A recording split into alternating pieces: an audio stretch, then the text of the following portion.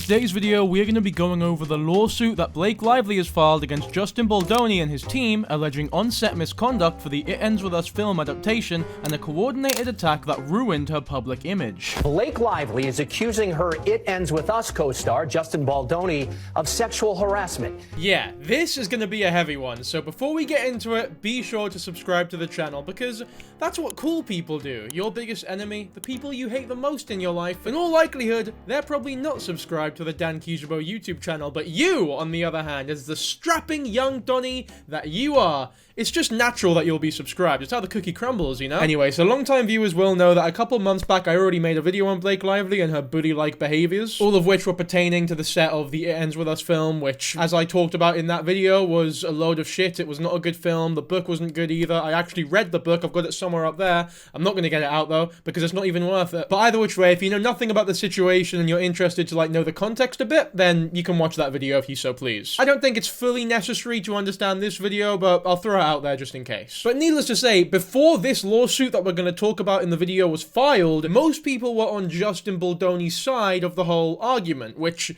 supposedly there wasn't even like a big argument overtly, at least. Like, it was pretty clear that there was some behind the scenes sort of spats between cast members and stuff, but there was nothing going on publicly until now, I guess. So Justin Baldoni, if you don't know, was the director and writer of the film. He financed and ran the production with his production company, Wayfarer Studios, which he co-founded. He referred to himself, in fact, as the person on top of the totem pole as the one who ran the company and also the one who was directing the film. Talk about a fall from grace, by the way, because that company dropped him because of this lawsuit. Imagine getting dropped by your own bastard company, man. That's like your son beating you up in a fight. Sorry, got this wee bit wrong. It wasn't his production company that dropped him, it was his talent agency, WME. Although, to be fair, when these movies are your biggest flexes, it'd probably be better for you if you were dropped from the company. Anyway, this company, Wayfarer, allegedly failed to, I guess, adhere to the safety protocols when it came to shooting nudity and sex scenes. Now, the majority of this video will be spent looking at the lawsuit itself, which I do have access to, but I think before that I'll go over an article which basically outlines a lot of the main complaints made in the lawsuit,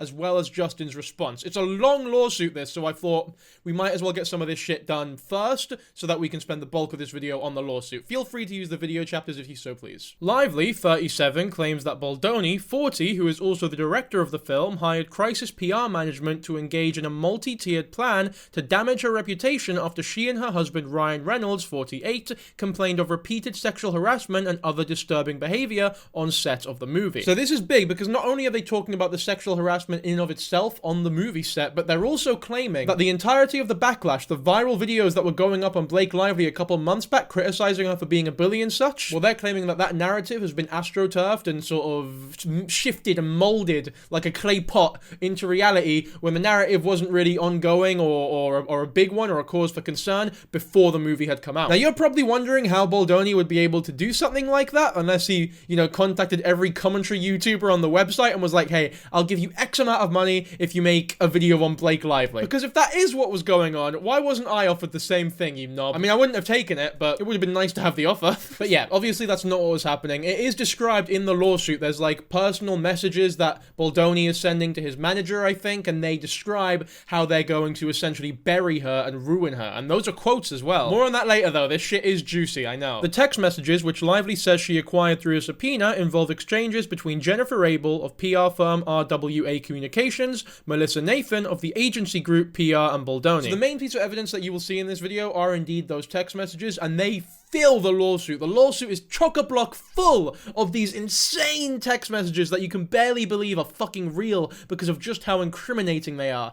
And it says here that Blake Lively obtained them through a subpoena, which I cannot believe that that is legal, by the way. I can't believe you can just subpoena shit without any sort of legal backing or reasoning behind it. In fact, I'm pretty sure that there are some states in America where that isn't legal. I guess, I don't know where they are. I think California, I guess it must be legal there because there's no way this would be happening if it was. Or maybe it's one of them things where it's like, you know when you go through your partner's phone, if you don't find anything, you're a fucking creep. You're invading their privacy. You're an oddball. But if you find something, all of a sudden you go from creep to really good intuition. You had every right to look at that phone. Maybe it's something like that in this scenario. I mean, not legally, obviously, but the way I'm looking at it, because they found shit, it seems as though it was reasonable to subpoena everything. If they hadn't found anything, then yeah, maybe it would have just been seen as a breach of privacy, but we probably wouldn't know about it if they didn't find anything. Anyway, here are some of the complaints. Details of 2 quotes of PR packages, one costing $175K for a 3 to 4 month period, including full Reddit, full social account takedowns. Another PR package costing $25K per month for minimum of 3 months that includes creation of social fan engagement to go back and forth with any negative accounts,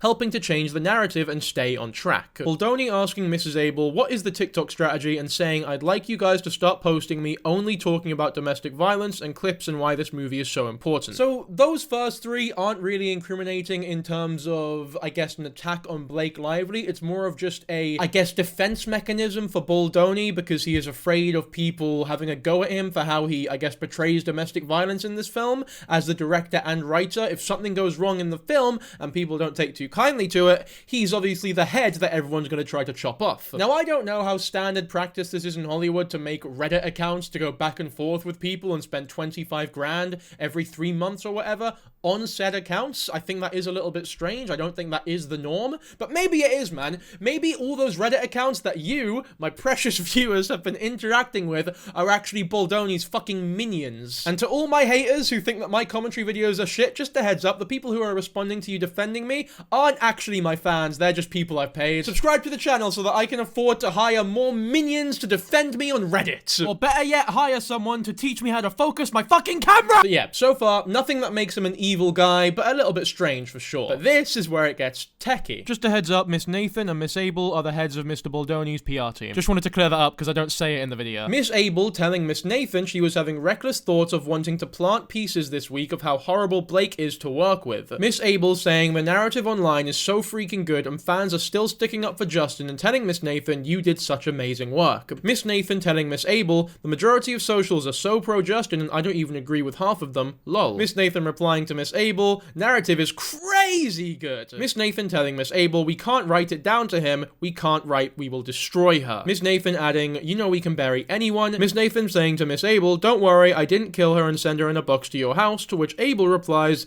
damn it. Miss Nathan telling Miss Abel socials are really ramping up, to which Miss Abel adds it's actually sad because it just shows you have people really want to hate on women. So this is mental. I can barely fucking believe what I'm reading. And also, it's really scummy for Baldoni and his team to use the internet's inherent misogyny to their advantage against Blake Lively because they're scared of Blake's, I guess, allegations against him. If that's what's going on here, we don't know exactly what's true and what isn't yet. I'm proceeding with this video under the assumption that all of these text messages are 100% real because there is no fucking way that Blake Lively or any legal team, any lawyer, would take up a case with fake screenshots from a subpoena that didn't actually happen. Like, these screenshots are not manufactured. They have to be real, in my opinion. So the context, the narrative, what's being said in person, we don't know yet, but these text messages for sure are real. So all we can do is try to derive a meaning out of them with the context that we do have. And it does look to me as though Baldoni and his team are scared of Blake Lively's allegations against him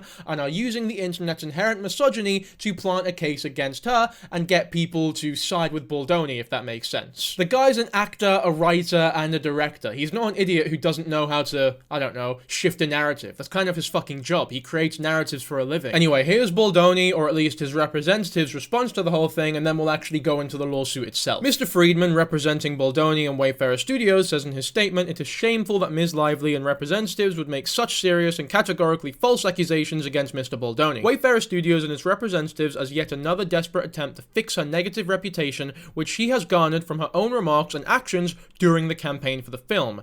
Interviews and press activities that were observed publicly, in real time and unedited, which allowed for the internet to generate their own views and opinions. These claims are completely false, outrageous, and intentionally salacious with an intent to publicly hurt and rehash a narrative in the media. Wayfarer Studios made the decision to proactively hire a crisis manager prior to the marketing campaign of the film to work alongside their own representative, with Jones Works employed by Stephanie Jones. Due to the multiple demands and threats made by Miss Lively during production, which included her threatening to not showing up to set, threatening to not promote the film, ultimately leading to its demise during release if her demands were not met. It was also discovered that Miss Lively enlisted her own representative, Leslie Sloan, with Vision PR, who also represents Mr. Reynolds, to plant negative and completely fabricated and false stories with media even prior to any marketing had commenced for the film, which was another reason why Wayfarer Wayfarer Studios made the decision to hire a crisis professional to commence the internal scenario planning in the case they needed to address. The representatives of Wayfarer Studios still did nothing proactive nor retaliated and only responded to incoming media inquiries to ensure balanced and factual reporting and monitor social activity. What is pointedly missing from the cherry-picked correspondence is the evidence that there were no proactive measures taken with media or otherwise, just internal scenario planning and private correspondence to strategize, which is standard operating procedure with public relations professionals. So this is a vicious response. You can tell that there is no hint of an apology or an acknowledgement of guilt at all, which, you know, is to be expected from a representative, to be fair. They're not going to come out and be like, yeah, we kind of did fuck up a little bit, but not as much as she's saying. But these claims are also mad interesting because they're saying that the reason that they took such proactive measures, they were so cautious about PR and stuff like that, was because they knew that Blake Lively was going to launch the smear campaign against them later on down the line. So all of these were proactive measures to try and prevent that from happening, but as it turns out, Blake Lively has just gone and done it anyway. But probably the most important thing that they say here are that the text messages picked in the subpoena are cherry-picked. And here's the thing. All the messages were subpoenaed, so all of them will be used for evidence in the courtroom. You can't cherry-pick evidence and not show it to everyone in the courtroom, if that makes sense. So if nothing was actually used, I think that if it goes to court, the jury, the people in the courtroom will know for a fact that it has not been used. That is, if there's no, like, obvious signs of perjury or anything of the likes. But yeah, they're claiming, oh no, we didn't launch any campaigns against Blake Lively. We didn't hire any bots to defend Baldoni and attack Blake Lively. We simply talked about doing it, but we didn't actually do it. We just had conversations about it. We really thought about it, and we took great pride in the fact that we could bury Blake Lively if we wanted to.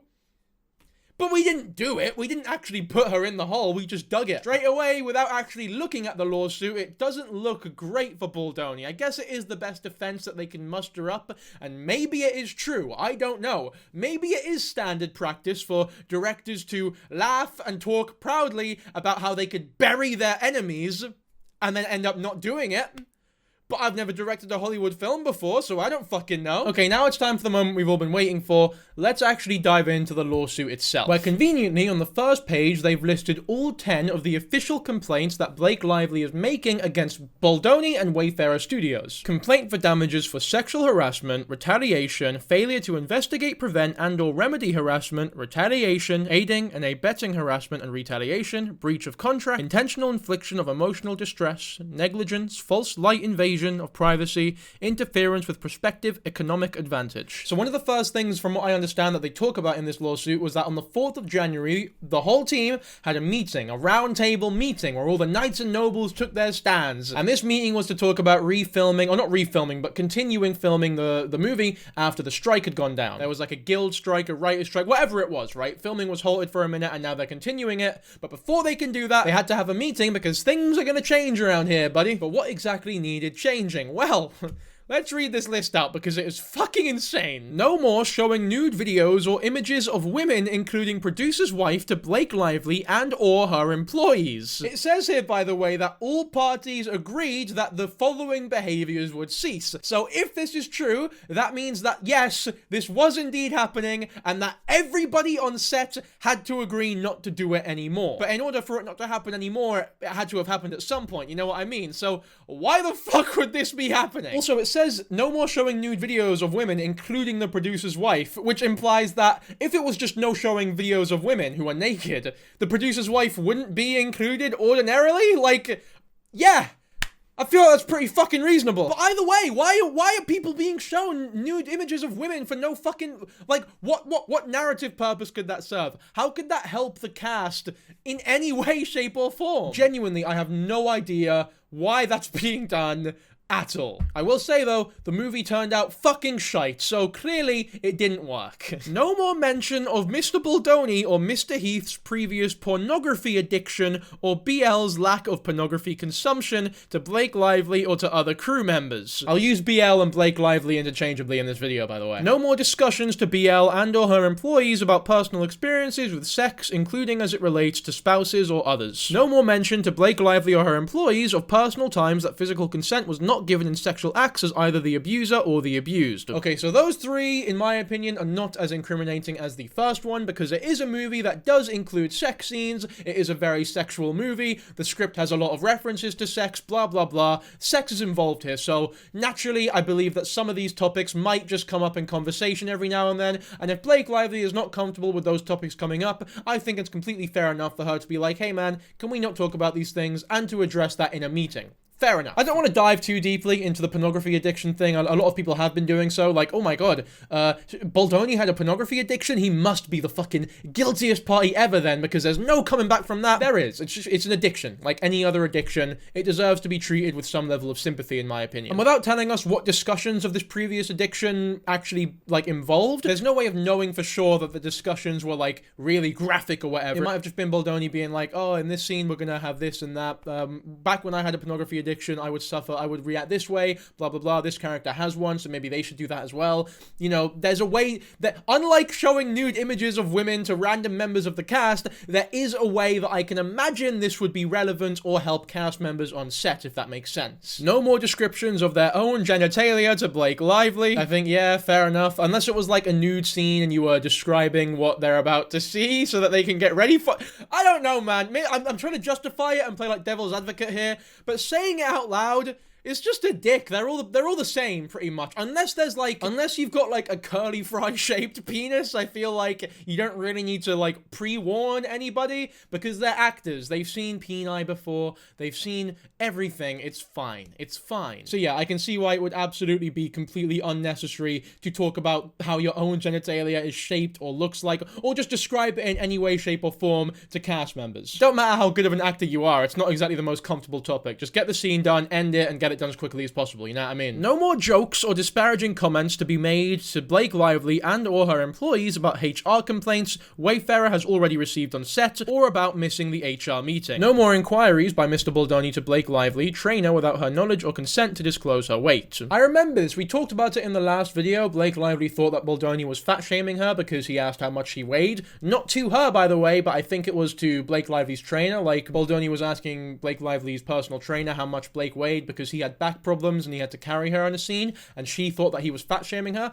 If that is how the story goes, and I do genuinely believe that Blake Lively was out of order there, like, you need to get a grip, that is not fat-shaming in any way, shape, or form. It is a genuine safety precaution, and he wasn't saying it to you because he knows that it would come across as bad, and it would come across rude to ask a woman her weight before you carry them up in a scene, because you are implying, oh, you might be a bit fucking heavy for me. I think asking her trainer is the right thing to do there, and I don't like that the trainer told her, knowing that she would get offended by it, you know what I mean? The issue is, though, when you talk about comments like that in this official lawsuit document thing here against Baldoni, where Baldoni's actions, in my opinion, can be justifiably explained or justified, for lack of a better term, it does kind of sour the document as a whole, because it's like, well, if you're willing to bend the truth on that one, then what aren't you willing to bend the truth on? Well, the screenshots will come out soon, and there's no way you can bend the truth on them because they're screenshots. You can withhold context, you can leave out important information, but you cannot bend the truth on the actual screenshots themselves. So when we get onto them, that'll be the most important part of this lawsuit, I think. No more mention by Mr. Baldoni of him speaking to Blake Lively's dead father. No more pressing by Mr. Baldoni for Blake Lively to disclose her religious beliefs or unsolicited sharing of his. Those two sort of go hand in hand because I'm guessing that they're related. I'm guessing Baldoni might be some weird spiritual, religious sort of fucking freak, narc, weirdo. That is really weird. Because to talk to anyone, let alone the lead actress in your feature film that you're directing, about some, oh, I understand your father's dead, and I understand it might cause a lot of pain in your life, but don't worry, I can communicate with them, and he'd be really proud of you right now. I fucking hate that shit. Even if it was asked for, it's a load of shit, so I don't think it's worth saying anyway, but the fact that Blake Lively wasn't even asking or talking to him about religion or her father in any way, shape, or form, and he just took it upon himself to reassure her, or maybe even degrade her, we don't know what he was saying about it, but the fact he was just doing it is fucking really weird. No more personal, physical touching of, or sexual comments by Mr. Baldoni or Mr. Heath to be tolerated by Blake Lively and or any of her employees, as well as any female cast member without their express consent. consent. I mean, needless to say, that one is completely fair enough, and the fact that it wasn't happening that way before this meeting was held is a bit grim. And just to be clear, again, I don't know for a fact if all these things were happening as dramatically as they seem before this meeting was being held. It's just that because it says both parties agreed to it, if we're to take that at face value and to take the rules at face value, if the rules were made exactly how they're being phrased here, then the way that they're written does imply that all of these things were being done before this meeting was being held. So with all that being said, if that was happening, then yeah, it's fucking grim. No more improvising of kissing. All intimate touch must be choreographed in advance with Blake Lively and an intimacy coordinator. No biting or sucking of lip without Blake Lively consent, and all intimate on-camera touch and conversations must be in character, not spoken from Mr. Baldoni to Blake Lively personally. I think that that is completely fair enough, and that does seem like the most convincing thing so far, because it does seem as though, from all the evidence provided, that Baldoni was in fact biting her lip, sucking or whatever, doing weird choreographed improv scenes when it came to sex, which that is the one avenue of filming you don't want to improvise in, because consent is so murky there. It's already wildly uncomfortable to be doing it with the choreographer, so when you start improvising weird shit like that, God, man, you're such a creep. So yeah, that is a totally fair rule to put there. Blake Lively to have a representative on set at all times and with a monitor during scenes involving nudity, sexual activity, or violence with Mr. Baldoni. All actors participating with Blake Lively in intimate scenes involving her being in any state of nudity or simulated nudity must be classified as active, working actors, not friends of the director or producers, and must be pre-approved by Blake Lively. I think it would be very unfair and almost misogynistic to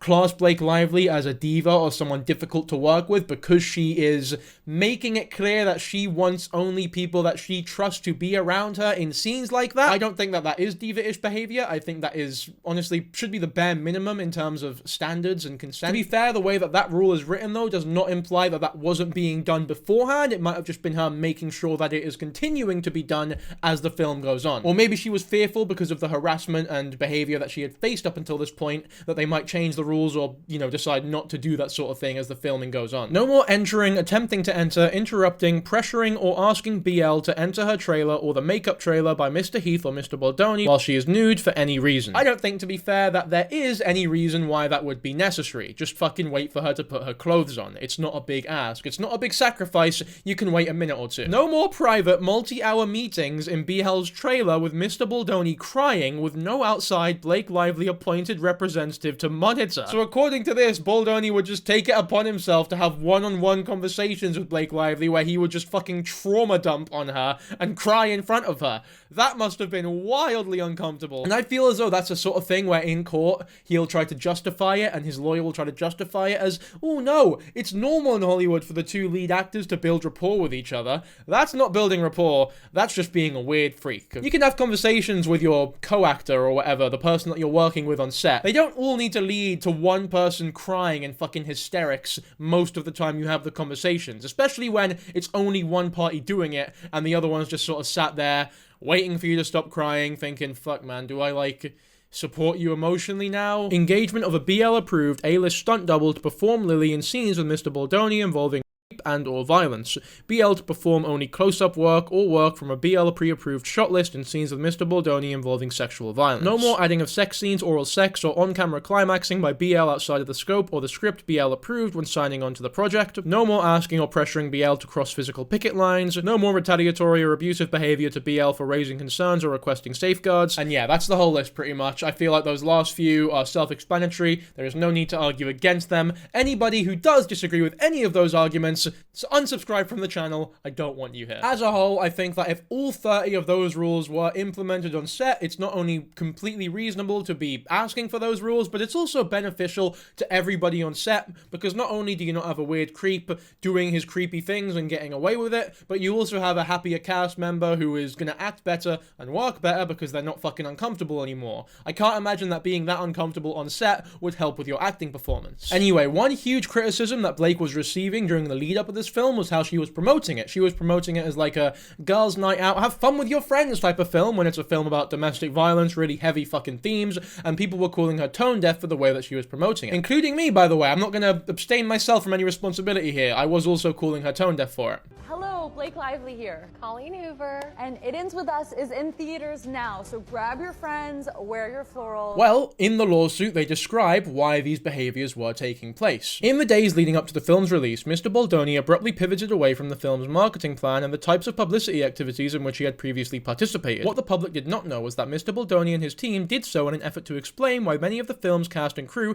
had unfollowed Mr. Baldoni on social media and were not appearing with him in public. To that end, he and his team used the domestic violence survivor content to protect his public image as described in further detail below. We'll get to that further detail later, but I feel like the easiest way to structure this video is just to do the, the document chronologically. But yeah, I feel like what's being implied here is that the way Blake Lively went about promoting the film is how Baldoni was originally planning to, promote the film, and the whole cast was going to promote the film in that way, but because Baldoni shifted so quickly before the movie's release into a whole, I just love domestic violence survivors, and I think it's really important that we do this sort of movie because it's just going to be a great thing for the world. And because he was doing that, the original plan that Blake Lively was supposedly carrying out about grab your florals, come over, it's going to be a great time, that seemed so much worse, so much more tone deaf when the man was looking a lot more like a girl's girl. They talk about unfollowing there as well. Blake Lively had followed everybody from that cast except Justin Baldoni, which people obviously picked up on because that's fucking huge. I'm not too sure on the logistics of other cast members unfollowing or following Justin Baldoni. I do know that a lot of people were publicly backing him and talking about how great he is to work with. So if this lawsuit has some bollocks in it or some manufacturing or some dramatizations, then this argument that Baldoni shifted marketing strategies to make Blake Lively seem more tone deaf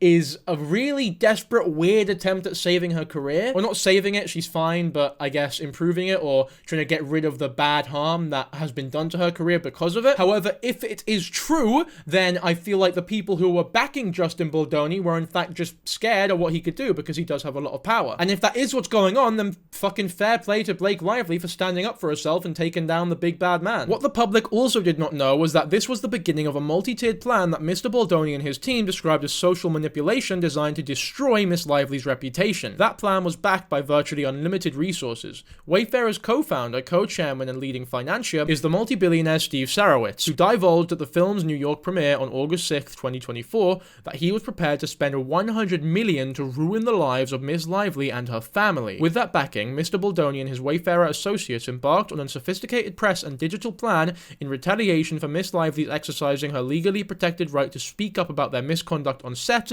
with the additional objective of intimidating her and anyone else from revealing in public what had actually occurred. Now, even if everything being said here is true and Baldoni was intentionally, proactively taking measures for people to disbelieve Blake Lively as the future comes up, I think that 100 million is a fucking insane amount of money to sink into something like that. That's about as much as the budget for the actual fucking movie. Actually, I've just looked it up. It's 4 times the budget for the fucking movie. I don't believe that they would be willing to spend 100 million, 4 times the budget of the actual movie, to quote-unquote destroy Blake Lively. And if they did do that, they did a fucking shit job, because Blake Lively, yeah, she got a bit of shtick, but she's still a fucking millionaire actress who's very successful and will go on to have many acting gigs in the future. The backlash that Blake Lively got for her actions on set did not look as though 100 million pounds or dollars or whatever was sunk into them. Although, to be fair, I don't think that they're saying in the lawsuit that 100 million was spent, but just that they were willing to spend that much. Now, I don't think they were willing to spend that much either, but I'm not saying that the lawsuit was saying that they spent 100 million, if that makes sense. I'm not daft. Or maybe I am daft, to be fair. Now more than ever, in this video more than any of the other ones, feel free to comment and tell me what you're thinking. If you disagree with me, if you think I'm chatting shit, you think I'm being ignorant, you think I'm ignoring something that's actually really important, or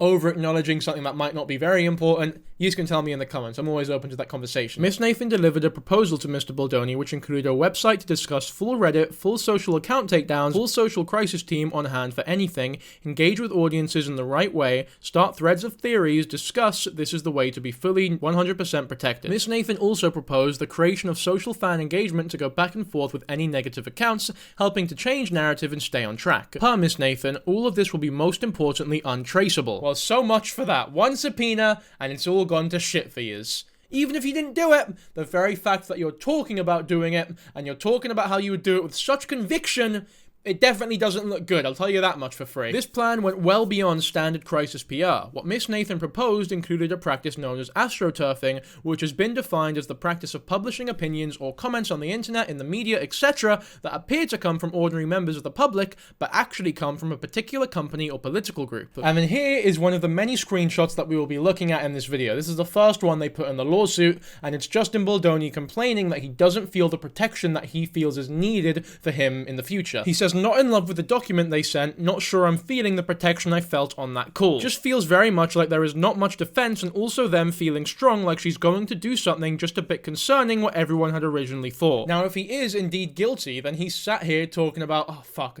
we fucked up, we did all this bad shit, I did all this bad shit, and I can't defend myself. Like, there's no receipts to prove I didn't do it, but there is a lot of receipts on her end to prove that I did, in fact, act like a fucking creepy creep. If he is innocent, however, and we go with the story that him and his team have set out, then Blake Lively is indeed planting seeds that she is going to do something like this in the future, and that's worrying Baldoni because he knows that he can't provide receipts, he didn't do it. Like, maybe there's not enough done in writing. Perhaps he could be afraid that if it becomes a he said, she said sort of argument, that people will take her side. I mean, we won't know for sure until this lawsuit goes further, but if you enjoy this video, I'll cover this story in more detail as the story progresses. From Jennifer Abel to Melissa Nathan. You can of course do that, but I do think he needs to know. I'm going to confidentially send you something he's texting me and Jamie on the side, just to arm you before this call. I think you guys need to be tough and show the strength of what you guys can do in these scenarios. He wants to feel like she can be buried. We can't write it down to him. We can't write we will destroy her. We will go to this. We will do this. We will do this. We will do this. He has to look at it as an information document for us to be armed with. That's all. Imagine if a document saying all the things that he wants ends up in the wrong hands. You know we can bury anyone, but I can't write that to him. I will. I'll be very tough. Now this is where it gets very, very difficult for even the most devout Justin fans to defend him. If you were trying to do so, though, you could say that Justin hasn't said any of these things. This is a conversation between the PR people and Justin's team. But I would find it difficult to believe that they aren't running things by Justin. She even says there that Justin feels as though they can bury her at any time they want to.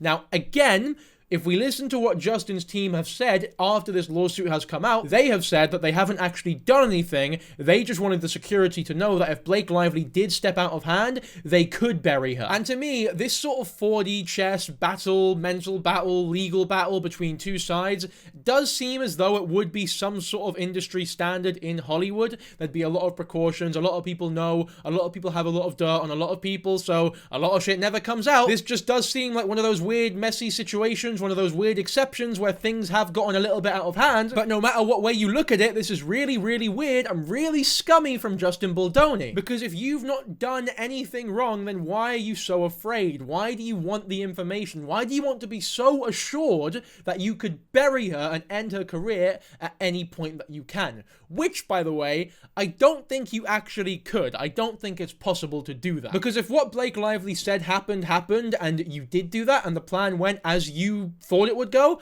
once again, her career is fucking fine. So your plan achieved dick. In fact, that plan was such dick that if you explained it to Blake Lively, it would honestly probably count as you describing your genitalia again. A few days later, on August the 5th, 2024, Mr. Baldoni set the narrative for the social media campaign, sending Ms. Abel a screenshot of a thread on X that had accused another female celebrity of bullying women.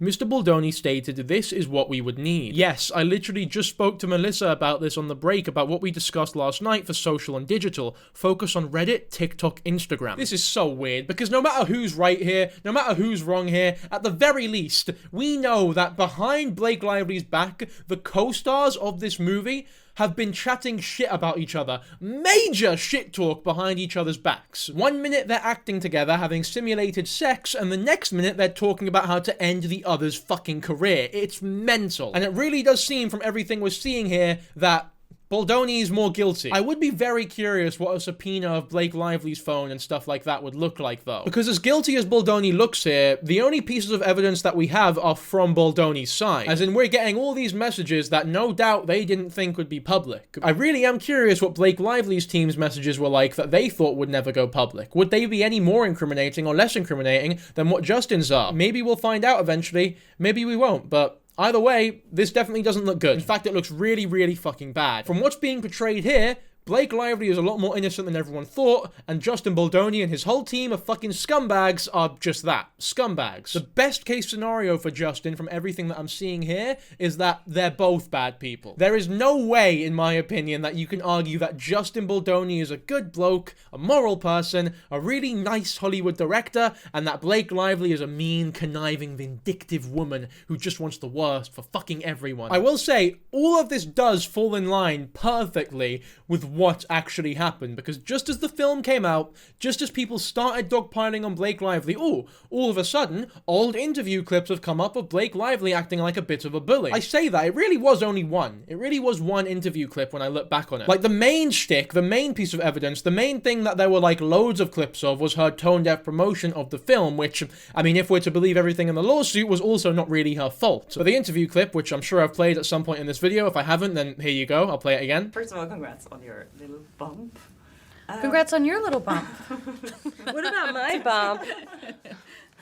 That was for a completely unrelated press tour. Like, it had nothing to do with It Ends With Us. It was just a couple of years back of Blake Lively making a demeaning, mean, genuinely, to be fair, bullying comment. And as badly as she comes across in that clip, one bad moment of rudeness or whatever, if you're having a bad day, yeah, it's not like a good thing to say, but that one bad moment should not define her career, in my opinion. Everyone fucks up, everyone makes mistakes. I think the main issue that people had with it was that she refused to apologize and refused to acknowledge it in any way, shape, or form. However, if you're her, I understand that you might see that as letting Justin Baldoni win, because that is exactly what Baldoni wants if we're to take everything in this lawsuit at face value. He wants her to apologize because that is essentially her admitting defeat, admitting guilt, which would be great in the courtroom. But yeah, it is totally possible that Baldoni and his team went through every press tour, every clip, every little thing of Blake Lively's career and thought, which ones are we going to make wildly popular to attack her with? So they took that clip, they took her and Ryan Reynolds getting married at a previous, like, plantation, and they mishmashed it all and made them front page of TikTok, front page of Reddit. They did all that shit. It is possible. And I do distinctly remember those TikToks of, like, really happy music and Justin Baldoni's face talking about how sad domestic violence was and how much he cares and how he wrote this movie for all the survivors out there. What comes to mind isn't so much about the work that went into it, but about the why behind it. If a Lily Bloom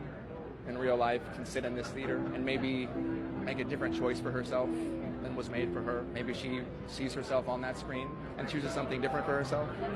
That's why I made it. It is equally as possible that all of that was manufactured as well to preserve his image and destroy Blake Lively's. I'm not saying that that is what happened, but it is possible. I don't think I would trust anyone who reads this in the lawsuit and thinks, no, no way, can't be possible, too convoluted, fuck off. I think anyone who thinks that just doesn't know enough about the internet. This is absolutely possible. A lot of people will label it as a convenient excuse, like, oh, you fucked up, people came up against you, and now you're using everything you can to try and shift the narrative, make all these excuses. Nope, not my fault. Complete lack of accountability. Some people will see it that way, and my response to that would be, I guess we'll just have to wait to see how this case proceeds. I'm really fucking interested, by the way, to see, like, whether it goes to a settlement, whether they just settle, or whether it actually goes to court. Hi team, so far, extremely limited pickup on Daily Mail or Page 6. We'll continue to keep an eye out and send pieces as needed, but so far it's been steady coverage and pure speculation. We've also started to see a shift on social, due largely to Jed and his team efforts to shift the narrative towards shining a spotlight on Blake and Ryan. Again, we'll continue to send links and screenshots, but wanted to send an update in the meantime. And the supposed update was the majority of socials are so pro-Justin, I don't even agree with half of them, lol. Now I've got to wonder, I know this is like making it about me and I really shouldn't be doing this, but fuck it, it's my channel. I wonder if they watched my video.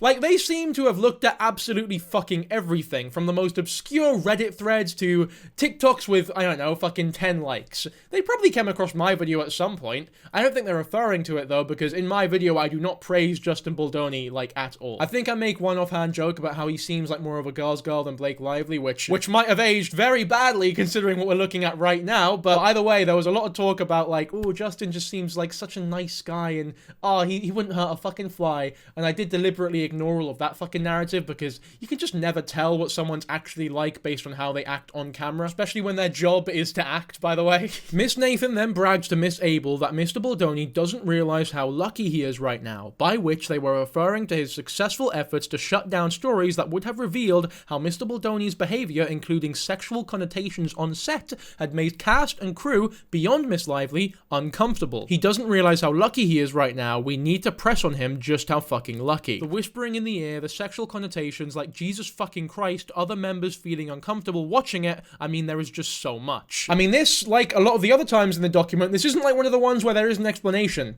This is irrefutable right here. The screenshots are real, and Justin Baldoni's PR team, who are on set, are verbatim describing Justin Baldoni being a fucking weirdo, creepy freak to other members on set and making them uncomfortable with comments and remarks that are unneeded, do not serve to help the script, and are completely unsolicited, unconsensual sexual harassment. It's straight up sexual harassment. It is not overdramatic at all to use that term here. Justin Baldoni has just been exposed for sexual harassment. Unless I'm way off the mark here, unless I'm really wrong, I can't say for sure. Obviously, I don't want to get fucking sued, but I am like 99.9% sure that those screenshots are verbatim Justin Baldoni's PR team exposing him for sexual harassment via the subpoena. And the fact that we now know he was being such a fucking freak does make a lot of the other shit that Blake Lively was saying a lot more believable now. Like, one of the stories that did slip through 3 months ago was that Justin Baldoni was holding a kiss for too long in like a kissing scene,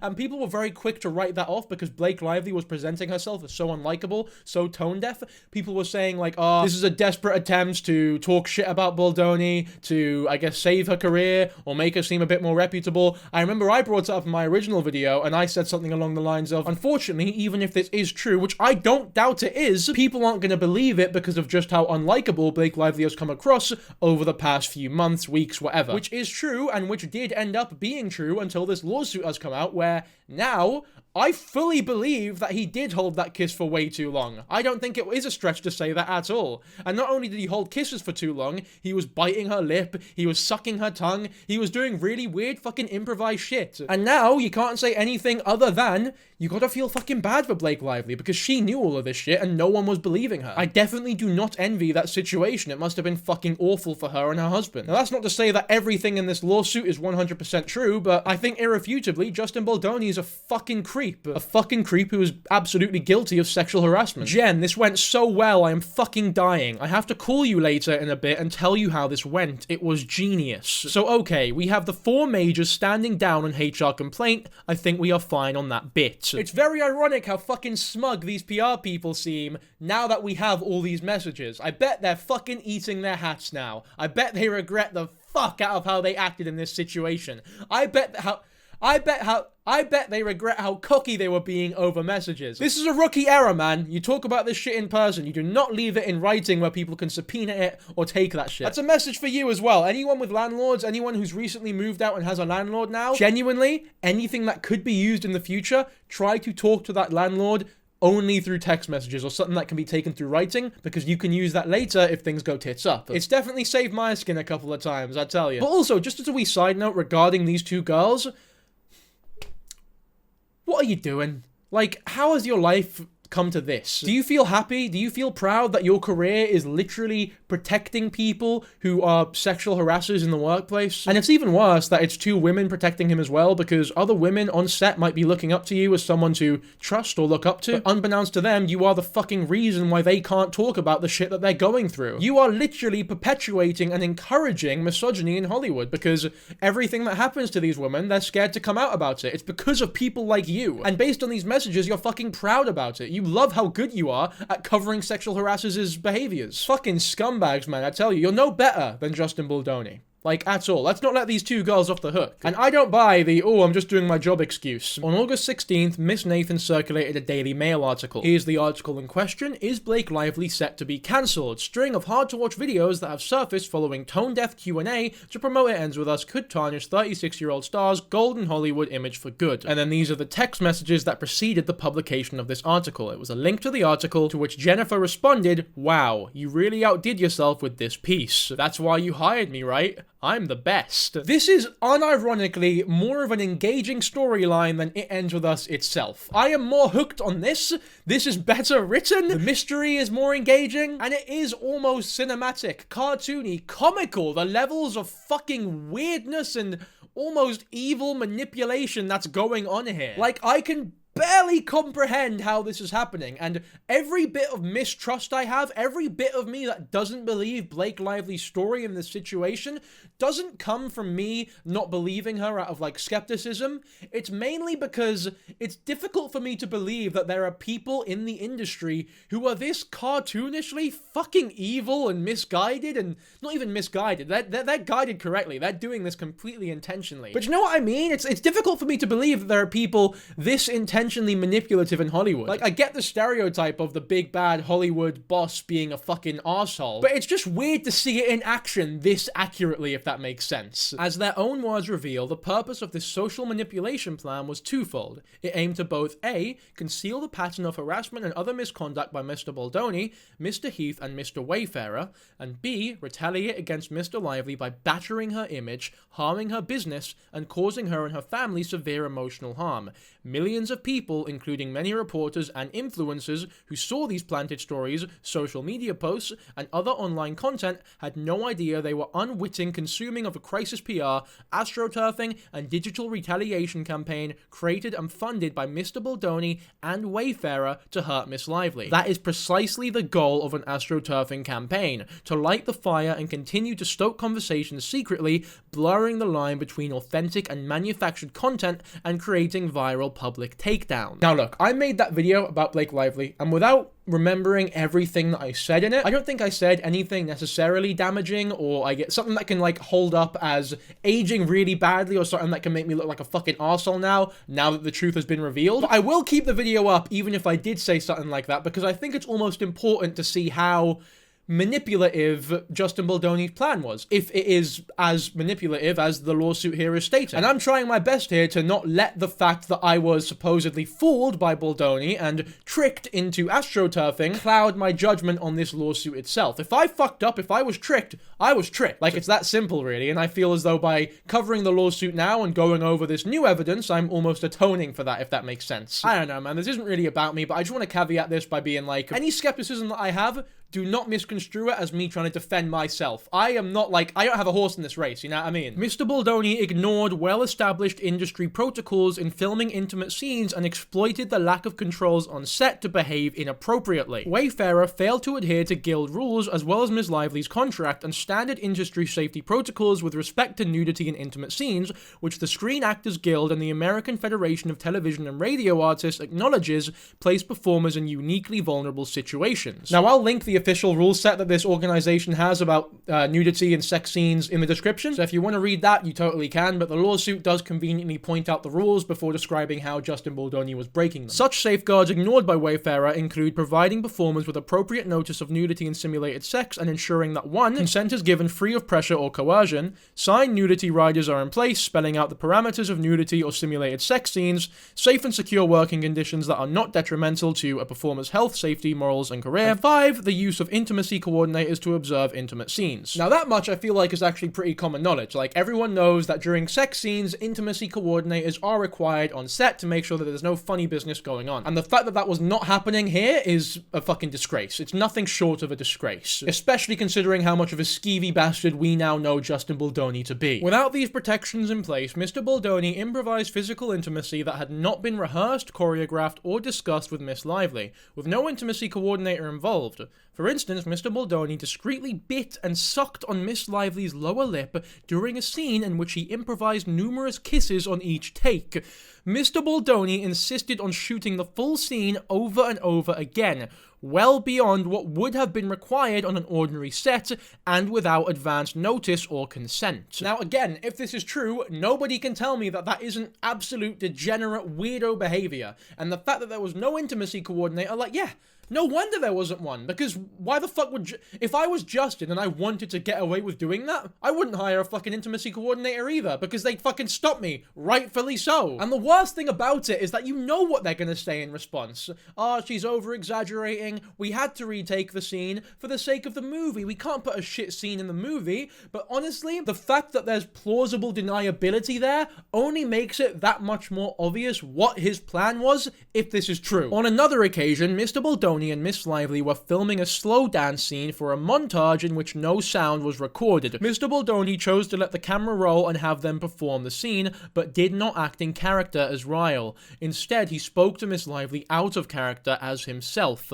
At one point, he leaned forward and slowly dragged his lips from ear and down her neck as he said, "It smells so good." None of this was remotely in character or based off any dialogue in the script, and nothing needed to be said because, again, there was no sound. Mr. Baldoni was caressing Mr. Lively with his mouth in a way that had nothing to do with their roles. When Miss Lively later objected to this behavior, Mr. Baldoni's response was, "I'm not even attracted to you." Now, you can call me presumptuous for thinking this, but based on the two PR managers messaging each other talking about how lucky he is that he's not getting as much shit as he should be getting, and them talking about how uncomfortable he was making other people on set, I completely believe this accusation, especially because one of the messages was like, "Ooh, Baldoni doesn't understand how fucking lucky he is. He's whispering in people's ear," and perfectly lining up with that statement, he's whispering in Blake Lively's ear, "It smells so good," when the audio is completely fucking muted. Those two things line up way too well for it not to be true, in my opinion. And the fact that that story is truthful, it makes every other story she tells that much more believable. Once again, it'll be interesting to see how it goes in a court of law, but I fucking believe her, to be honest with you. And once again, you know that Baldoni's gonna cash in on that plausible deniability in court, or just flat out deny it. But if he doesn't deny it, if he's forced to,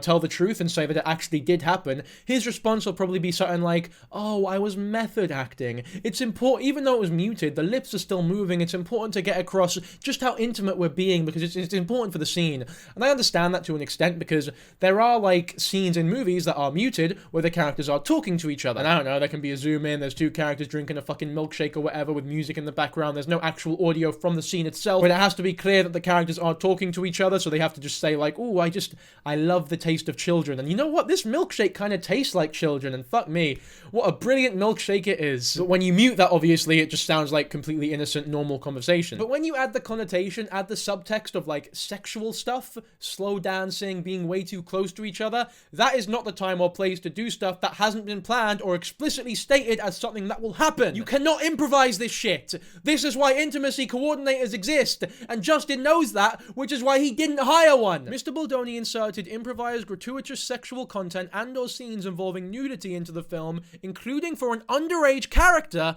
in highly unsettling ways. Okay, we need to listen to this one. After Miss Lively signed onto the movie based on a draft of the script, Mr. Baldoni, without Miss Lively's knowledge or consent, personally added graphic content, including a scene in which Miss Lively was to orgasm on camera. When Miss Lively objected to these additions, Mr. Baldoni insisted he had added them because he was making the film through the female gaze. Although he agreed to remove scenes, he made a last-ditch attempt to keep one in which the couple orgasmed together on their wedding night, which he said was important to him because he and his partner climaxed simultaneously during intercourse. Mr. Baldoni then intrusively asked Miss Lively whether she and her husband climaxed simultaneously during intercourse, which Miss Lively found invasive and refused to discuss. Miss Lively did not find that question invasive.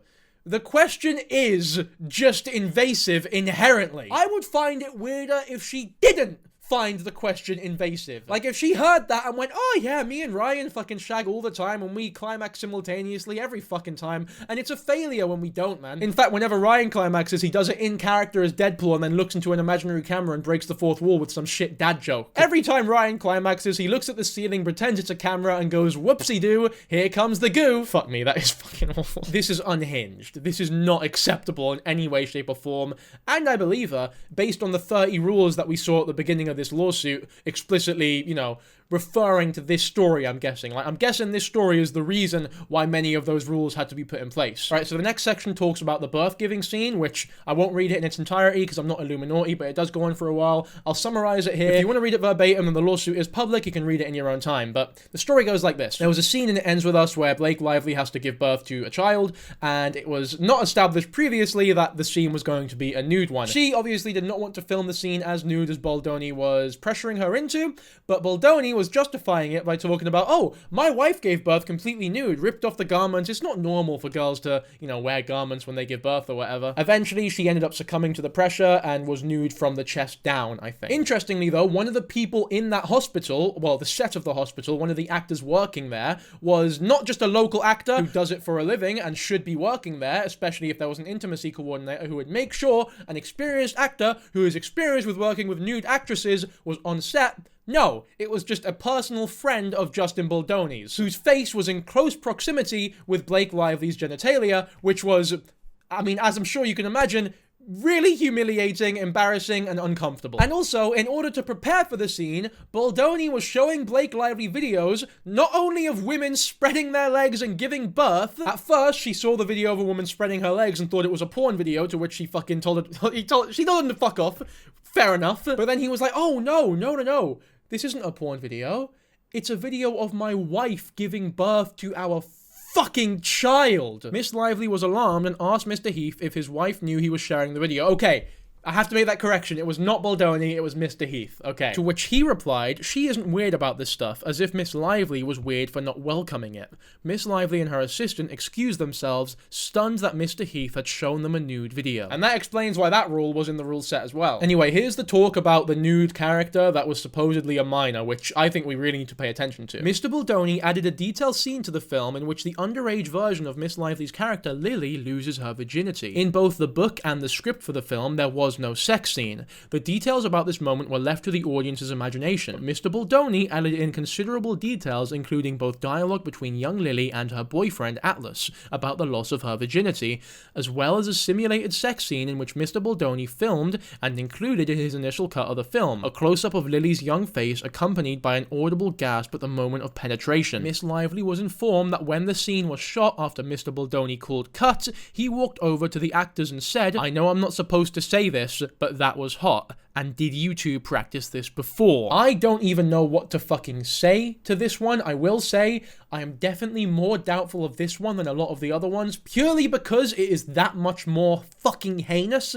and you would think that Justin Baldoni, even being the weird freak he is, would know better to say that to two minors on set in front of that many people. Now, I'm not fully doubting it. It still very well could have happened. In fact, based on this whole document, it probably did happen, but I definitely doubt this more than the other ones. Like, the other ones are like 99%. This one's more like, I don't know, 90%, especially because Blake Lively does not claim that she heard it herself. She claims that someone told her it. So there is like a plausible deniability on her side as well. Like, oh, well, I didn't see it. I was just told. During a car ride with Miss Lively, her assistant and driver, Mr. Baldoni claimed to Miss Lively that he had been sexually abused by a former girlfriend, which he has since shared publicly. At the end of this story, Mr. Baldoni shared that it had caused him to re-examine his past. He then said, did I always ask for consent? No. Did I always listen when they said no? No. Mr. Baldoni claimed this was an example of how we all have things from which we can learn and grow. Miss Lively was unsettled by Mr. Baldoni's suggestion that he had engaged in sexual conduct without consent. When Miss Lively exited the car, her driver immediately remarked that he did not want Miss Lively to be alone with Mr. Baldoni going forward. I guess that one explains some of the early rules in that 30-rule rule set, because when we talked about it, I was talking about how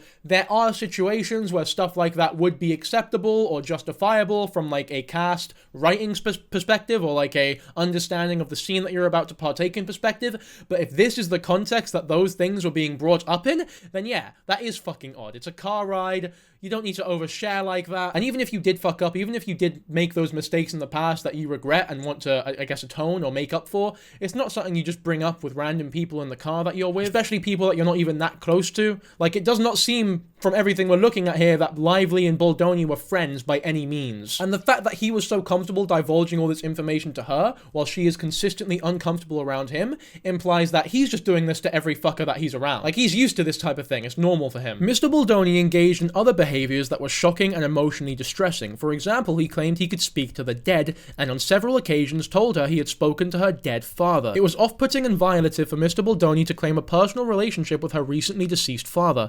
Mr. Baldoni and Mr. Heath were also constantly hugging and touching the cast and crew. When Miss Lively and others avoided this touching, Mr. Baldoni and Mr. Heath Heath would retaliate by becoming irritated, cold, and uncollaborative. The result was an unwelcoming and mercurial environment for Miss Lively, her employees, and others on set. Now, I've met people like this before, and Mr. Baldoni definitely does strike me as that type of weird, pseudo-spiritual freak who just uses his spirituality as an excuse to be a fucking weirdo and touch people without people seeing them as, like, weird. Which most people do. Like, it doesn't usually work, to be fair. Most people, I like to think, would just avoid those weird freaks because they're just being weird freaks and trying to justify it by being like, no, it's just part of my spirituality. I'm just a hugger. I'm just a physically affectionate person. I'm just naturally such an advanced, divine, sublime being that can engage in physical affection without being uncomfortable. It's just a taboo that I am willing to break. It gives me, like, really creepy Russell Brand vibes. And when Blake Lively doesn't buy into his shit or just take it on the chin, like fucking accepting these weird hugs or whatever, which he doesn't need to do, obviously, yeah, it makes sense that he would just go fucking really cold. He seems like one of those weird people. When Miss Lively tried to have a meeting with Mr. Heath and the other producers to discuss Mr. Baldoni's unprofessional behavior described above,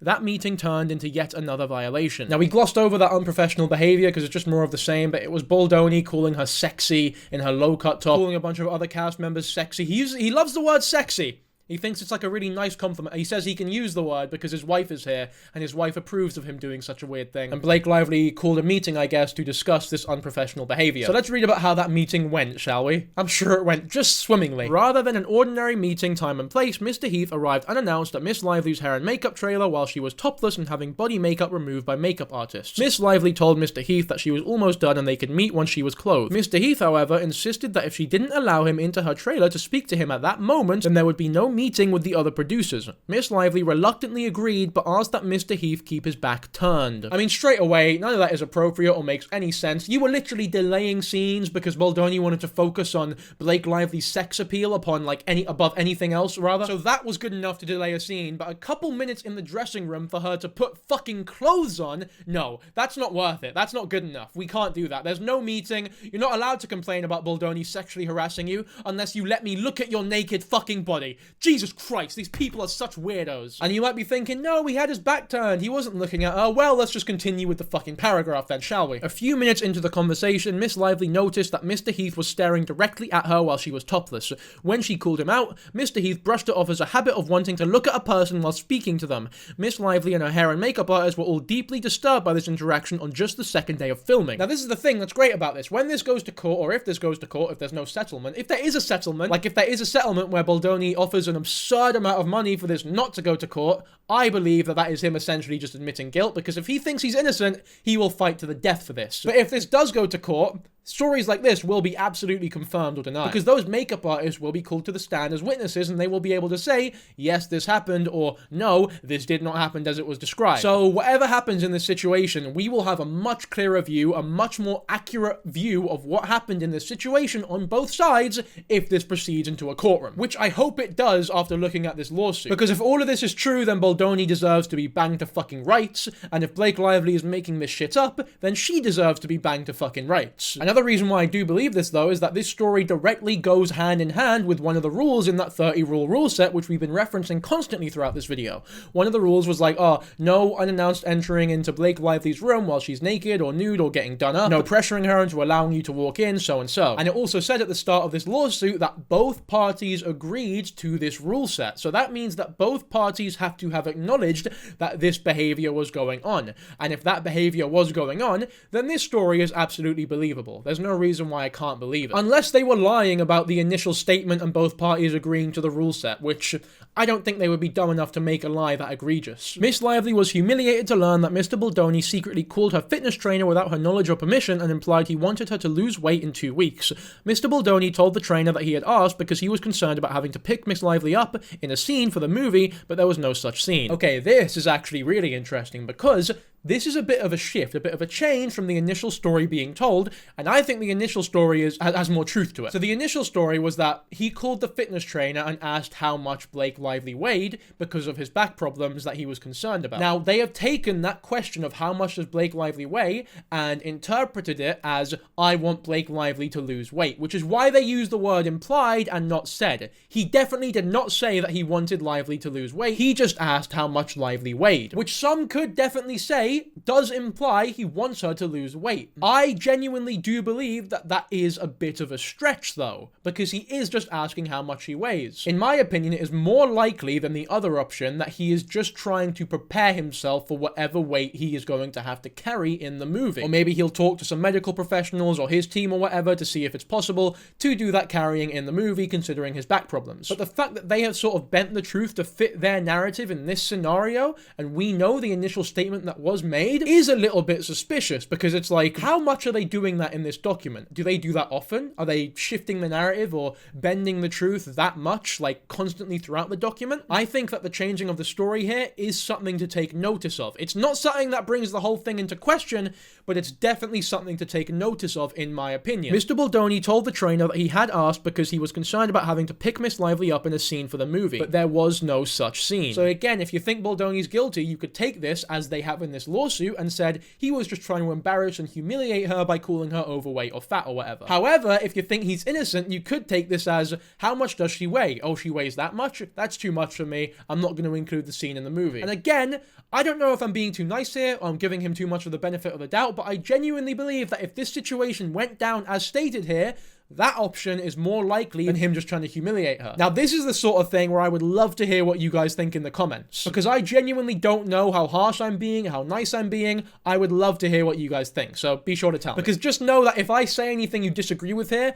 it's not coming from a place of maliciousness or whatever. I'm genuinely just trying to be as fair as possible. So I will not take you calling me on my ignorance if you think that that's what's going on here as an insult. I'm genuinely very open to the conversation, so yeah, leave your comments. The lawsuit then goes on to describe that there were a multitude of reports, sexual harassment reports, just inappropriateness reports, unprofessional conduct reports made to Wayfarer, made to Sony, made to everyone involved in this production, and that no matter how hard they tried, none of these would just lead to anything. Despite receiving multiple detailed reports by Miss Lively and others about Mr. Baldoni and Mr. Heath's misconduct, Wayfarer failed to investigate those reports or to otherwise institute protections for the cast. This is so even though the incidents discussed above, among others, did not take place in isolation, and many, if not all, were witnessed by others. Now, the fact that these events were witnessed by so many people really does help Blake, because not only does it mean there's going to be bare witnesses in court denouncing Justin and defending Blake and I guess backing her up in these stories and confirming, yes, these are true, Justin Baldoni is a freak, a weirdo, a really, really creepy bloke. But also, the fact that those witnesses would be such important parts of this case means that it would be really, really, really stupid to lie about the amount of witnesses that have seen this sort of behavior. So I believe her. I do think that there are a lot of people who have seen these things happen and will really help her case out if this goes to court. That's why I'm genuinely predicting a settlement from Justin Baldoni. Whether or not Blake takes the settlement, I don't think she will, because she has enough money. She's fucking Ryan Reynolds' wife. Like, even if she wasn't making anything, which she is, she'd be fine. I don't think she needs Justin Baldoni's money by any means at all, so even if Justin Baldoni does attempt a settlement, I don't think she'll take it. I think this is going to court, personally. Not as a criminal case, but just as a civil case. And if it goes as a civil case, I think Blake Lively would win, because civil cases are not beyond a reasonable doubt, it's just more likely than not. And I think based on everything I'm seeing here, it is more likely that Justin Baldoni is a sexual harasser than not. Okay, here's where Blake Lively's tone-deaf promotion of the film starts to kick in. This is where it starts to be justified. This is where she starts to make the claim that it was actually all part of the plan and that Baldoni was the one who went off script. The marketing plan and related talking points expressly required Miss Lively, as well as all other cast members and crew engaged in promotional activities, to focus more on their character's strength and resilience as opposed to describing the film as a story about domestic violence, and to avoid talking about this film that makes it feel sad or heavy. It's a story of hope. And in fact, at the end of the document, on Exhibit C, we can see the marketing plan verbatim. What to avoid: focus more on Lily's strength and resilience as opposed to describing the film as a story about domestic violence. Empowerment is not just about standing up to adversity, but also about having the power to overcome within oneself and grow from it, and developing agency to shape the future. Avoid talking about this film that makes it feel sad or heavy. It's a story of hope. Avoid talking about the film being representative of every woman's story. There are many stories of domestic violence, and this is just one perspective that is inspired by Colleen Hoover's own experiences growing up. They also have pre-made responses to questions about the story not being an authentic representation of domestic violence, and any questions about the lack of diversity in the cast. I mean, it really just does go to show how fake Hollywood is. Aside from all the other sexual harassment cases, if this was a normal movie, it just goes to show how cookie cutter and scripted most actors' responses are to questions like the ones that they get asked. Because when you look at Blake Lively's behavior, behavior and the supposedly tone-deaf promotion that she was giving in the film, it is exactly what is described in this document. I think that you are so much, and not to minimize it anyway, but you are so much more than just a survivor or just a victim. Well, that is a huge thing. You are a person of multitudes, and what someone has done to you doesn't define you. You define you, and what you have in you and what you're capable of and what you have done and are doing and will do is so much bigger than anything anyone else can do to you. And I think that that is that feels like it's so empowering and rooting and grounding. The whole grab your florals, it's a fun night out, it's a fun girls' night out makes so much more sense now that we've seen the marketing campaign. And in this situation, her just doing her job is a justifiable excuse. She is just doing her job. She's an actress. It is not her job to fulfill the role of director, right? She is not controlling the narrative here. She is the actress. It is her job to fulfill the dream, to fulfill the vision of Justin Baldoni, who is directing the film. And when asked those tough questions about, domestic violence as a whole and the representation of it, she does respond with exactly what is being said in this marketing document. So for her to get the backlash that she got for basically just doing her job, for doing what she was told, must have been fucking awful. Especially when you're looking at Justin's behavior and seeing him divert completely from the initial plan, and getting a lot more praise for doing so as well. In advance of the release of the film, nearly all cast members chose to appear in public separately from Mr. Baldoni, given his on-set behavior. Mr. Baldoni became concerned that the public would discover that something is much bigger under the surface, on information and belief, alluding to the complaints lodged by Miss Lively and others. At that point, Mr. Baldoni pivoted away from the film's marketing plan to explain his absence from the rest of the cast. He shifted his focus away from the message of female triumph to instead capitalize on female trauma.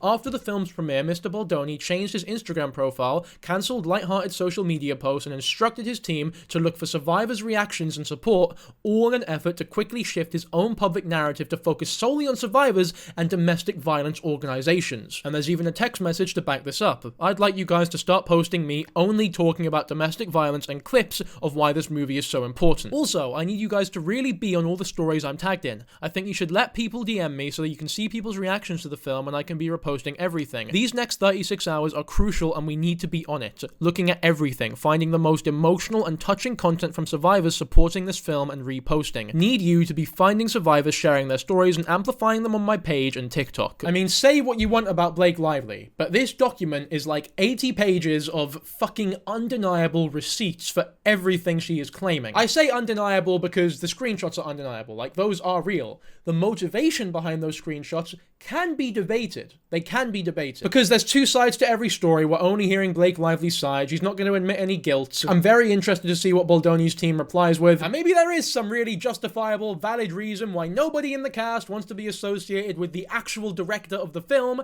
Maybe there is a totally valid reason why he seems so pressured, so rushed, so stressed to change the marketing plan only for himself in such a specific amount of time. Maybe there is a reason for it. But it's difficult for me to think of one right now. Like, genuinely, why else would you want to divert completely from the plan that you are following so literally and have that perfectly coincide with the public just starting to bubble up some rumors about, it's kind of weird how the public aren't siding with Justin Baldoni as much as, most directors are seen with their cast members. It definitely seems as though this is a desperate defense mechanism, in my opinion. As early as May 2024, Mr. Baldoni told his team that they needed a plan to get ahead of the claims made against him in the event they were to go public. Specifically, Mr. Baldoni wrote, "Just want you guys to have a plan. Plans make me feel more at ease." On May 17th, 2024, Mr. Baldoni texted his publicist, Jennifer Abel, that Miss Lively's husband had blocked him on social media, stating we should have a plan for if she does the same when the movie comes out. The husband in question obviously being Ryan Reynolds, who is a mega celebrity way bigger than any of these fuckers. And he's done the smart thing here. He's done the smart thing by staying completely silent, not acknowledging anything about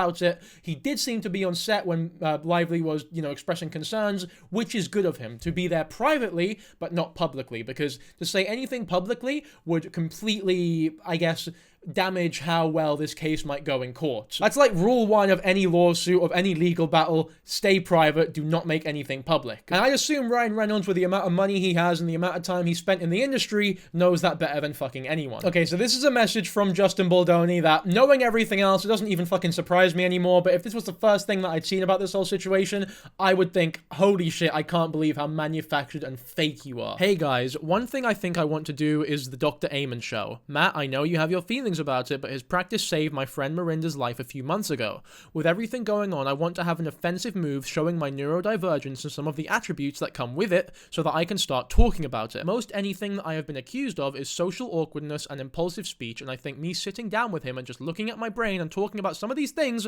will be helpful for me. Justin Baldoni is attempting to use his neurodivergence to cover up his on-set misconduct before the drama has even happened, because he is so scared that Blake Lively is going to come out with everything that has gone on. Now, if you're neurodivergent, then that's totally valid. It does explain some behaviors. It does not justify those behaviors. It does explain some behaviors, but the sheer amount of creepiness, awkwardness, sexual harassing behavior that you have displayed cannot all be pinned down to neurodivergence, and to suggest that it could be is deeply and grossly insulting and inappropriate to everybody who not only has neurodivergence, but also everybody who is a genuine victim of sexual harassment. The fact that you would even think this is a good idea is fucking abhorrent. And luckily, I don't think this worked. I mean, it definitely won't work now that we've seen just how transparent his fucking awful plan was. Could you imagine if Colleen Ballinger came back and her response to the whole allegations were, "Oh guys, actually, I'm autistic, so what I did was okay." To be honest with you, it probably would have gone down better than what her actual response was. This text here describes all the money and PR talk that was briefly mentioned at the start of this video. I won't reiterate it, but the text is here for you to read if you so please. Thanks for the call. Confidentially, I'm out to dinner with a friend of 12 plus years who writes for People magazine, Fox News, In Touch, US Weekly, and she is fully briefed of this situation and is armed and ready to take the story of Blake weaponizing feminism to any of her outlets the minute we give her the green light. She hates Blake, has heard the story before, and will do anything for us. Just FYI, smiley face. It's like they're fucking handing Blake Lively a victory in court on a silver platter. You'd think the supposedly professional Hollywood directors and actors and PR people would know better than to make texts this incriminating so obvious and so clear in writing. Evidence that can apparently just be subpoenaed like that. I didn't know that was possible, to be fair. But they should have. I mean, I'm glad they didn't though, because now the truth is being revealed. Whether or not they win or lose, this going to court, this being as public as it is, whatever happens here, we're gonna know some truths that Hollywood does not want us to know. So, are we in the clear now? Did we survive? We survived. All press is so overwhelming. We've confused people, so much mixed messaging. It's actually really funny if you think about it. Yeah, that's the best way to describe this situation. Fucking funny. What a knee slapper this is. Because if there's one thing that I'm entertained by, it's people covering up sexual harassment. You did such amazing work. Narrative is crazy good. So did you. Look at these motherfuckers just patting each other on the back for hiding sexual harassment on set. All this is doing is allowing Justin Baldoni to continue with his abhorrent behavior on sets with other people, with other women. And who knows, by the way, how much he's done this before. He probably just hasn't worked with anybody as influential or as independent as Blake Lively, who has the ability to go after him in the way that she is. There is no doubt in my mind that this is the first and only time he has done this on a movie set. He's done this before. There's no way he hasn't. Miss Lively was criticized for how she was marketing the film. She was repeatedly called a bully, a mean girl, and controlling, and was criticized for allegedly marginalizing Mr. Baldoni, among many other things. I mean, there's no doubt about this one. This is the most valid and factual thing in the whole document. Because we lived through this. It was like 3 months ago. We've seen all this shit happen. The mystery now is whether or not it was manufactured or not, and I don't think anybody was thinking that it was this bad, even if you did think something fishy was going on. This whole thing is extremely interesting, and by the way, a lawsuit is so justified here because this has absolutely caused irreparable damage to Blake Lively's career and reputation. As much as it hasn't ruined it, as much as she would be fine if this whole drama had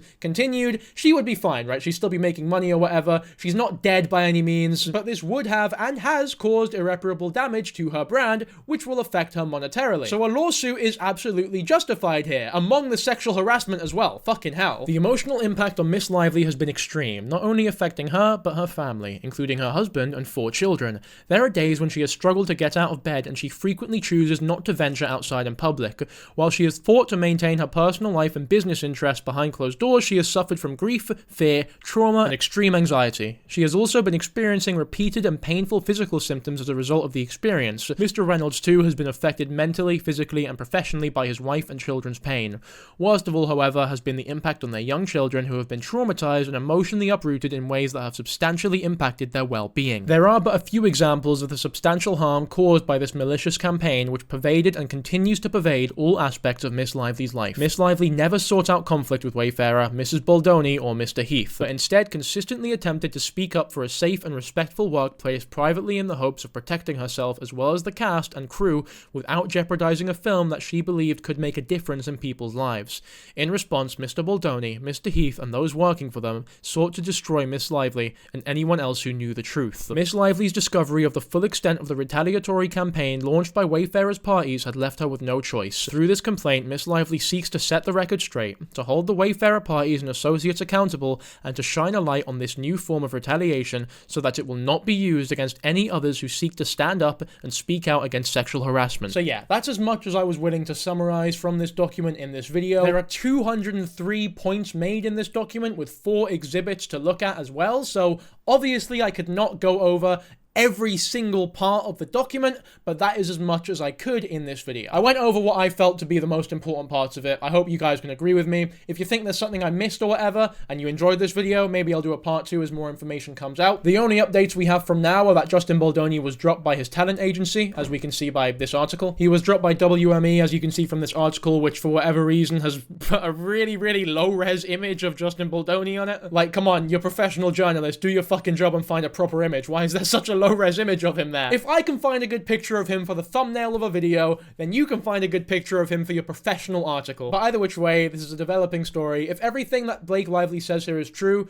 I think it's great that this is happening, because not only will it litigate her, but it will also hopefully stand as a lesson to anyone else in Hollywood who thinks that they can get away with the shit that Justin Baldoni is allegedly being accused of here. It'll tell all those people, hey man, your shit is not guaranteed to work anymore. You just need to pipe down, be a bit more fucking careful. And also, it hopefully stands as a lesson to all the people who are being sexually harassed on work sets in, like, the movie industry, in Hollywood, that they can fight for their freedom, they can fight for litigation, they can stand up for themselves, and success is not as far away from their reach as they might think. It is not inevitable that they will fail, as Blake Lively, even if she fails, even if this whole thing is fake, even if Justin Baldoni is completely innocent, this has irreparably tarnished his image in the same way that he has irreparably tarnished her image. But I don't think that he is completely innocent. Now, that being said, I don't think Blake Lively was 100% honest in every little thing that she wrote in that document. There's definitely some things that are over-dramatized, some things that have been perhaps made up a little bit, some truths that have definitely been bent, so maybe Baldoni is not as guilty as he's being made out to be by Blake, but there is definitely some guilt there, as has been admitted by his actual team in messages that they thought would never go public. Now, just how guilty he is and how truthful Blake Lively is being, I don't have the answers to, but it's a developing story, as I said, and I guess we'll find out as time goes on. For now, though, I really hope you enjoyed the video. This will be a really fucking long one, because there was just so much shit to talk about, but yeah. I hope you enjoyed. As always, if you did, be sure to subscribe to the channel. The end of the year is coming up now, so I'd really be interested to see how many subscribers we can get in the bank before the year ends. No matter what happens, though, I will be extremely grateful for the growth that this channel has seen this year. It has been fucking insane. It's a dream come true, and thanks to all of you, I was able to buy Christmas gifts for a lot of the people that I love most in my life for the first time ever, so I truly appreciate that more than you can imagine. Thank you guys so much. For now, though, that's about it, so I'll catch you on the next video. Bye.